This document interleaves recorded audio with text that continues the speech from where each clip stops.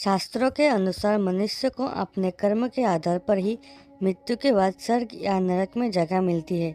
उसके कर्म ही बताते हैं कि वह अगले जन्म में क्या बनेगा। दोस्तों, हम और आप में से बहुत से लोगों ने कई बार अपने बड़े बुजुर्गों से कहते सुना होगा कि मृत्यु के बाद मनुष्य शरीर की आत्मा 13 दिनों तक अपने घर में रहती है। मगर क्या आपने कभी इसके बारे में सोचा है कि आखिर ऐसा क्यों होता है? अगर नहीं तो चलिए आज के वीडियो में हम आपको इसके बारे में जानकारी देते हैं और जानते हैं आखिर क्यों मृतक शरीर की आत्मा 13 दिनों तक अपने घर में ही भटकती रहती है। साथ ही साथ ये भी बताएंगे कि 13 दिनों तक मृतक के नाम पर पिंडदान क्यों किया जाता है। दोस्तों, गरुड़ पुराण में इस बारे में विस्तार से बताया गया है। गरुड़ पुराण में बताया गया है कि जब किसी व्यक्ति की मृत्यु होती है तो यमराज के यमदूत उसे अपने साथ यमलोक ले जाते हैं। यहाँ उसके अच्छे और बुरे कर्मों का हिसाब होता है और फिर 24 घंटे के अंदर यमदूत उस प्राणी की आत्मा को वापस घर छोड़ जाते हैं।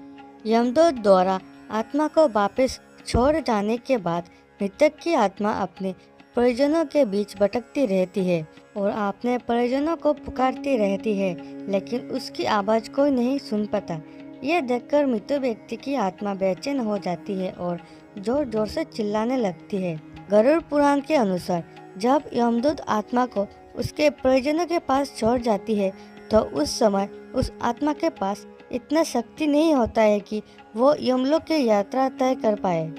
गरुड़ पुराण के अनुसार किसी भी मनुष्य के मृत्यु के बाद जो 10 दिनों तक किया जाता है उससे मृतक आत्मा के विभिन्न अंगों की रचना होती है और जो 11वें और 12वें दिन पिंडदान किया जाता है उससे मृतक आत्मा रूपी शरीर का मांस और त्वचा का निर्माण होता है। और जब 13वें दिन 13वीं की जाती है तो उस दिन मृतक के नाम का पिंडदान किया जाता है।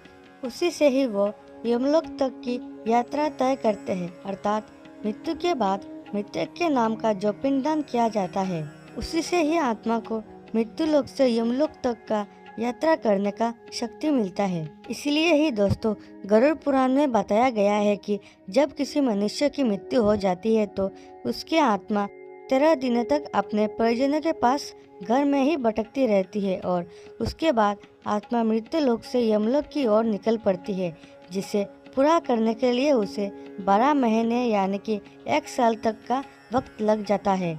इतना ही नहीं, मान्यता के अनुसार 13 दिनों तक मृतक के नाम का किया गया पिंडदान उसके 1 वर्ष के भोजन के समान होता है।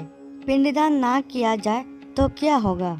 दोस्तों, अक्सर लोगों के मन में यह सवाल भी जरूर आता है कि अगर किसी मृत व्यक्ति के नाम का पिंडदान नहीं किया गया तो क्या होता है। दोस्तों, हम आपको बता दें कि इसका वर्णन भी गरुड़ पुराण में किया गया है। जी हाँ, जिस मृतक व्यक्ति का पिंडदान नहीं किया जाता है यमदूत उसे 13वें दिन जबरदस्ती घसीटते हुए यमलोक की ओर ले जाते हैं और मृतक व्यक्ति की आत्मा को इस दौरान काफी कष्ट उठाना पड़ता है। इसलिए हिंदू धर्म में मनुष्य की मृत्यु के बाद 13वें दिन तक पिंडदान करना आवश्यक माना गया है। दोस्तों, इसके अलावा आपको बता दें कि 13वें दिन परिजनों के द्वारा मृतक व्यक्ति के नाम का जो बोझ करवाया जाता है, अगर वो कर्ज लेकर किया गया हो तो मृत व्यक्ति की आत्मा को शांति नहीं मिलती। इतना ही नहीं, गरुड़ पुराण में यह भी बताया गया है कि जो व्यक्ति जीवित रहते हुए अच्छे कर्म करता है, मृत्यु के बाद उसकी आत्मा को यात्रा के दौरान यमदूत कोई कष्ट नहीं देते हैं। व्यक्ति बुरे कर्म करता है, उसकी आत्मा को यमदूत यात्रा के दौरान कई यातनाएं देता है और आत्मा को कई कष्ट भोगने पड़ते हैं। दोस्तों, वीडियो में बताई गई इन बातों के बारे में आप क्या सोचते हैं, हमें कमेंट में जरूर बताएं। और इस वीडियो से जुड़े आपके मन में कोई भी प्रश्न है तो हमें कमेंट में पूछ सकते हैं। अगर वीडियो अच्छा लगा तो वीडियो को लाइक करें, शेयर करें और अगर आप हमारे चैनल पर नए हो तो चैनल को भी सब्सक्राइब करके रखें।